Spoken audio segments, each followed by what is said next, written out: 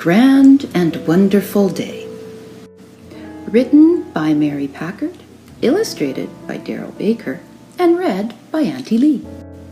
It was a sparkling morning in the 100-acre wood, the sort of day that makes a Pooh Bear want to say hello to the sun, the birds in the trees, and especially to the honey pot waiting in the cupboard.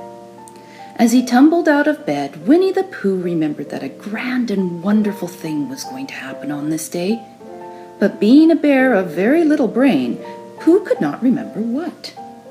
Perhaps a mouthful of something golden and sweet would help, he said to himself.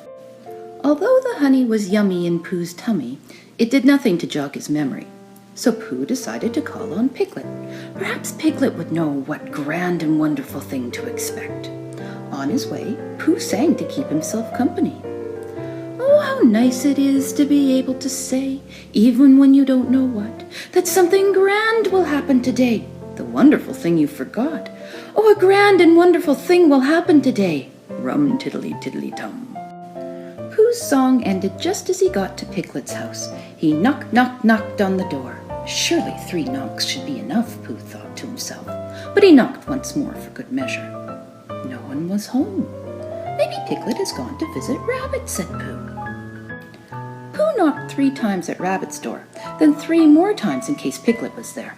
But there was no one home to say, "Hello, Pooh, we were hoping you would come along." Or better still, "Hello, Pooh, we've been saving a little something for you, just in case." "Dear, dear," muttered Pooh, scratching his head, "something grand and wonderful will happen today, but no one will know it but me.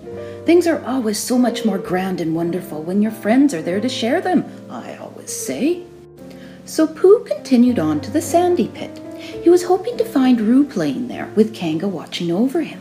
But when he arrived, there was no Kanga and no Roo. "I know," thought Pooh. "Kanga and Roo are probably sharing a tasty little something to tide them over until lunch. If that's the case, company will be just the thing."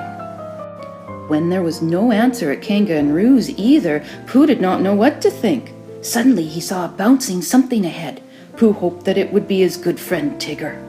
But the bouncing something turned out to be nothing more than some leaves swept by a breeze.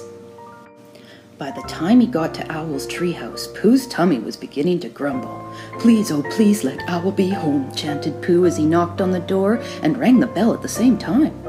But by now, Pooh was not really surprised to find that there was no one home at Owl's house either. Now this was quite a lot of disappointment for one bear in one day, but Pooh refused to give up hope. He kept on walking until he arrived at the rather sad and boggy place where Eeyore lived. "Eeyore," called Pooh. "Oh, Eeyore, where are you?" But the little donkey did not answer. "Bother," cried Pooh. "What if instead of something grand and wonderful, something entirely different is about to happen today? Something sad and gloomy, for instance. What if everyone knows it but me? I'd better go to Christopher Robin's house at once. He'll know what to do." Pooh hurried through the 100-acre wood, up steep slopes and over a rocky stream. Thoughts of blustery days and a honey raid by heffalumps and woozles filled his head. By the time Pooh arrived at Christopher Robin's house, he had become quite upset. Too upset to notice the colorful banner and balloons all about the yard. "Christopher Robin, a sad and gloomy thing is about to happen," Pooh sputtered. "I hope it hasn't happened already."